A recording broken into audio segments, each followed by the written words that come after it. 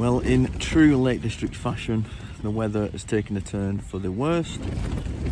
Currently up on Stony, Cove, Pike, and it's relatively windy. The driving hail. The rain came in. Not what was forecast, but you never live and learn up here. But yeah, it's all good fun. I'm hoping we'll get some sort of clear weather at some point, and hopefully we'll be able to see some stars. But failing that, it's holed up in the tent for the evening. Get some food on in a moment, and probably a few beers because I've deserved them after that. But I'll give you an update if the weather changes. Thank you. Well, the wonderful British weather seems to have continued, so I'm just going to treat myself to a beer. It should be Lost Cause lager. I don't know about Lost lager, but here goes. I'll let you all know if the weather changes. Cheers.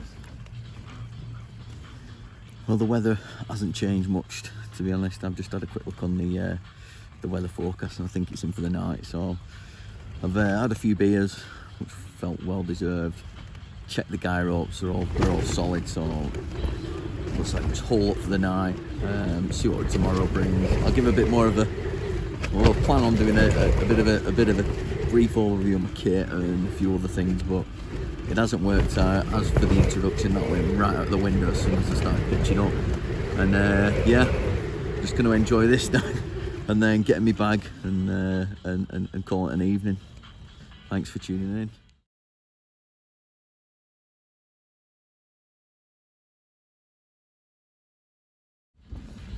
So, yep, the weather is continuing to be pretty windy, to be fair. Just gonna put some food on, really. It's getting a bit cold. It's dropped a few degrees, so I'm just gonna boil some water. I don't generally boil in my tent, to be truthful, because it just creates condensation. But with the amount of wind that's running down the side of the tent, and I've got a opening at the front that I can sort of open to just get rid of some of the steam on it. You know, you couldn't light a fire outside, so I'm just cooking on a Soto stove, really. It's called an Amicus. It's a little kit, and it's a pretty budget kit, but it does everything you'll ever need it to do. Tomorrow, when the weather holds off a bit, I'll run through my kit and what it does and what it can't do, and what I find are an issue and what I think works really well. I'll just give you a real honest opinion on it all. Everything I've used here, the only time it's ever been out is in bad weather. Seem to be blessed with bad weather at the minute, so yeah, you're getting on this review. Apart from the jungle blanket, that seems to be holding up pretty well, according to to Oscar here. He thinks it's the best thing I've ever bought by all accounts. So yeah, we're just making some food. He's going to share it with me. That's what we're on tonight. Beef stroganoff with rice for two, and then let's hopefully come tomorrow. Sunrise might give us some better fortunes more than anything. That's the best way of looking at it. But yeah, if anything changes, I'll be in touch. But failing that, catch you in the morning. As you can see, the weather didn't get much better, so we just ended up staying in the tent all night. I think he's going to give this for the weekend now. So I think tonight's plan. I'm going to do red screes, and then find somewhere lower, probably down towards Brothers Water Camp tonight, because I'm looking to stay in this for another night, as lovely as it is.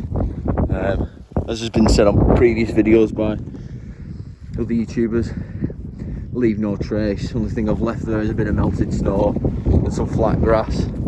Give it a couple of hours and you'll never know.